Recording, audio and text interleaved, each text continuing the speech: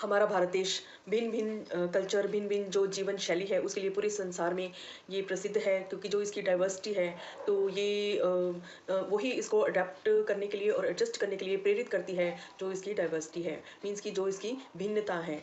तो हम जैसे ही दिवाली आती है, तो दिवाली में हमारे जो गुजराती कल्चर के लोग हैं, वो उसको ही नया नववर्ष मानते हैं। उनका जो तोला माशा, पैसा टका और उनका वो नववर्ष दीपावली से शुरू हो जाता है और दीपावली के आगमन को ही वो नववर्ष का आगाज़ मानते हैं। तो उसी प्रकार से कुछ लोग क्रिसमस पे इसको नववर्ष का रूप देते हैं और फिर पूरे वर्ल्ड के साथ जब 1 जनवरी होती है, तो पूरा संसार ही उसको नववर्ष के रूप में देखता है। और ऐसे ही जो बसंत पंचमी तक भी, पहले मकर संक्रांति आती है, तो जितने भी हिंदू संस्कृति से जुड़े लोग हैं, मीन्स कि आप यूपी, बिहार, पटना, मध्य प्रदेश और पंजाब, हरियाणा, इन सबको आप देखेंगे कि वो मकर संक्रांति पर इसको नववर्ष का आगमन मानते हैं। और ऐसे ही कुछ लोग जो बसंत पंचमी तक भी नववर्ष को गिनते रहते हैं। तो कुल मिलाकर देखा जाए तो जिस प्रकार से हम सबकी जीवन शैलियाँ भिन्न हैं, प्रकृति का भी वैसे ही रूप होता है। प्रकृति भी अपनी जो इसकी वैसे 6 ऋतुएँ होती हैं, लेकिन जो मेन इसमें होती हैं वो 4 होती हैं। तो जो शरद ऋतु है, शरद ऋतु का अगर हम देखें तो जो दीपावली से शुरू होकर बसंत पंचमी तक और आगे हम फाल्गुन की जो मतलब महाशिवरात्रि तक भी इसको हम गिनेंगे कि जो शरद ऋतु ये चलती रहती है। लेकिन इस बीच में क्या होता है कि 2 वर्षों की ट्रांज़िशन आ जाती है और बहुत ही उत्साह का समय होता है और सब लोग जैसे कि आइसोलेशन में होते हैं, क्योंकि सर्दी है, तो सर्दी एक ऐसा समय होता है जब जैसे एक धरती पर बीज बोया जाता है, तो वो फिर नव पेड़ को उगाने में सक्षम होता है। तो ठीक इसी प्रकार भी मानव जो समाज है उनके लिए जो शरद ऋतु है, सर्दी की ऋतु है, विंटर है, तो उसमें सारे जो इसको रिपेयर वर्क होता है, इसमें आइसोलेशन होती है और सेल्फ को मेंटेन करने का समय जब है वो सर्दियों में मिलता है। तो इसीलिए बहुत नितांत आवश्यकता हो जाती है कि हम विंटर केयर की प्लानिंग करके चलें और विंटर केयर को हम कैसे देखते हैं इसके बारे में जानेंगे। तो सभी का बहुत-बहुत स्वागत है। सभी का जो इतना ट्रस्ट सब लोगों ने दिखाया है उसके लिए मैं बहुत आभारी हूँ, हृदय से आभारी हूँ। और आगे भी आप लोगों का आशीर्वाद, प्रेम ऐसे ही बना रहेगा। मैं इसकी जो है कि सोचती हूँ कि एक्सपेक्ट करती हूँ, कामना करती हूँ। तो सब लोग जुड़े रहेंगे क्योंकि जो अर्थ है और इसमें जो रहने वाले लोग हैं सारे एक एनर्जी का पुंज हैं। हम सब लोग एक हैं, एनर्जी के माध्यम से देखेंगे तो सब लोग एक ही हैं। तो ये मेरी अगर मुझे कुछ थोड़ा बहुत भी नॉलेज है तो मेरी ये ड्यूटी बन जाती है कि मैं मॉरल ड्यूटी बन जाती है कि मैं सबको सपोर्ट करूँ। तो इसमें कोई भी आप लोग भी जो है आपकी कोई क्वेरी है, कोई क्वेश्चंस हैं वो आराम से आप पूछ सकते हैं। तो जिसका कि 48 आवर्स में आपको आंसर्स मिल जाएँगे। तो आगे मैं ये बताना चाह रही हूँ कि हमारा विंटर केयर मीन्स कि एक सेल्फ से जुड़ने का समय है। तो हम सेल्फ मीन्स कि एक आध्यात्मिकता को भी जगाने का समय होता है कि हम अपनी तरफ ध्यान दे पाते हैं उस समय। और बहुत जो चीज़ें खराब हो रही होती हैं उसको भी मेंटेन करके चलते हैं और जो आगे के लिए हमें रिक्वायर्ड होती हैं तो उसकी भी हम पूर्ण बल्कि हम सिर्फ अपनी तरफ से ही जोर नहीं लगाते बल्कि पूरी प्रकृति भी इस कार्य में संलग्न हो जाती है हमारे साथ में। मिलकर हम प्रकृति के साथ कार्य करते हैं। तो वैसे तो सब लोग बहुत खुशी मनाते हैं जब कश्मीर में जाते हैं या शिमला में या मसूरी जाते हैं या फिर जो भी ठंडे इलाके हैं उनमें जाने के लोगों को सौभाग्य। लेकिन जब शरद ऋतु आती है, विंटर आती है, तो सारा मौसम खुद ब खुद हमारे पास ही चलकर आ जाता है और फॉग से जैसे शुरू होता है तो फिर मीन्स कि इसमें रहने के लिए हमें कई सारे रूल्स को अपनाना पड़ता है। तो मीन्स कि तो इसको हम कैटेगराइज़ कर लेंगे कि पृथ्वी, अग्नि, जल और वायु और जो आकाश तत्व को हमने कैसे बैलेंस करना है। तो जैसे हम देखते हैं कि हमने जो हमारा रूट चक्र है मीन्स कि जो बेसिक चक्र है जिसको मूलाधार बोलते हैं, तो वहाँ से अगर हम शुरू करें तो हम सोचते हैं कि पहला चक्र को हम बोलते हैं आई एम, तो सेकंड वाले को बोलते हैं आई फील मीन्स जो सैक्रल है, then I can do, then I love, then I speak, then I know. तो ये हमारी जो सातों की सातों प्रवृत्तियाँ होती हैं, तो वो चक्रास को हम ऊपर तक बैलेंस करते आते हैं और हमारे जो वात पित्त कफ हैं उनको भी हम लोग सस्टेन करते हैं, मेंटेन करते हैं ताकि वो सम रह सकें।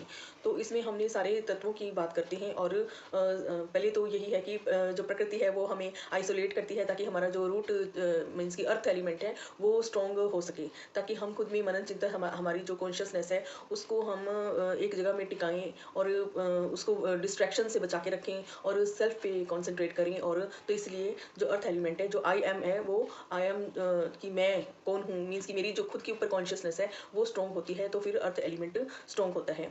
तो नेक्स्ट आता है कि वाटर एलिमेंट ना। तो अर्थ एलिमेंट में ये होता है कि हमने सारी जो खान पान में लेना होता है वो हमने जो रूट्स वाली जो चीज़ें होती हैं या जो फाइबर्स होते हैं, नट्स होते हैं, वो हम ज़्यादा इसमें यूज़ करते हैं। मीन्स कि हमें जो अभी जो कार्तिक मास है, कार्तिक मास में तो जैसे आंवला का ही प्रचलन ज़्यादा हो जाता है, तो ये एक तरह से त्योहार ही हो जाता है। तो आंवला को का सेवन विशेष रूप से लाभकारी होता है, रसायन होता है। तो उसके बाद तुलसी का भी बहुत ज़्यादा इम्पोर्टेंस है। तो इसी में ही आपको शकरकंद और जो मतलब कि धरती के नीचे वाली जो है रूट्स वाली जो आपको वेजिटेशन मिलेगी, मीन्स की फ्रूट्स और एंड वेजिटेबल आपको ज़्यादातर वही मिलेंगी। तो उसका भरपूर लाभ उठाना चाहिए। और उसके बाद आता है कि हमने वाटर को देखना है। वाटर की हमारे जैसे ग्रंथों में वाघ भट्ट जी ने कहा है कि वाटर को किस तरीके से लेना वो बहुत हमारे जीवन की वैल्यू को एनहेंस करने के लिए बहुत ज़रूरी है कि किस तरह से लिए कि जैसे खाने के बाद पानी नहीं पीना चाहिए। मीन्स कि भोजन अंते विषमवारी, मीन्स कि जो पानी भोजन के अंत में लिया जाता है तो वो एक विष का कार्य करता है। क्यों? क्योंकि हमारी जो जठराग्नि है वो उस समय दीप्त अवस्था में होती है। तो अगर हम पानी पी लेते हैं तो वो सारी मतलब डिज़ोल्व हो जाएगी, मतलब कि बुझ जाएगी। तो फिर वो जो खाना होगा वो खाना पच के नहीं अपच रह जाएगा और विष का रूप धारण कर लेगा। तो फिर इसीलिए पानी जो है 1 डेढ़ घंटे के बाद ही पीना चाहिए। चलो अगर नहीं भी ज़्यादा वेट होती तो कम से कम 25 मिनट्स का गैप तो ज़रूर होना चाहिए।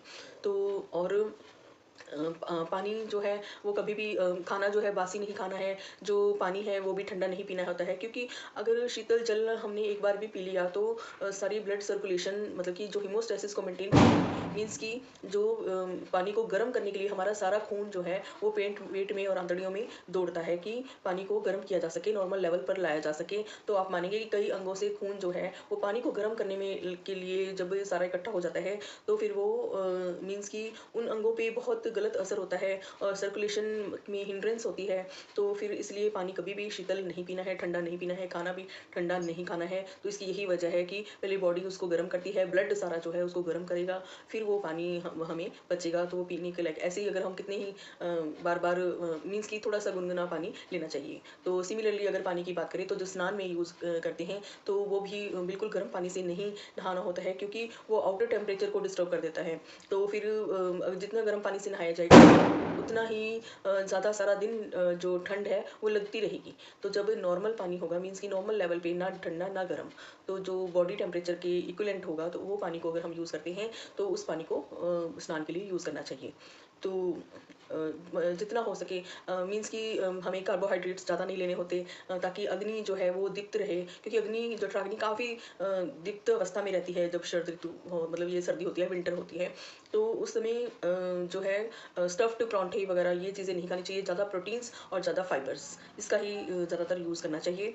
और जो हवा होती है वो बहुत गहरी होती है, मीन्स कि वो मतलब कि आप जो देखेंगे कि जो विंटर का सीज़न है तो उसमें हवा गहरी होने की वजह से हमारी आवाज़ भी ज़्यादा दूर तक जा सकती है और हमें सुनाई भी ज़्यादा आवाज़ें देती हैं।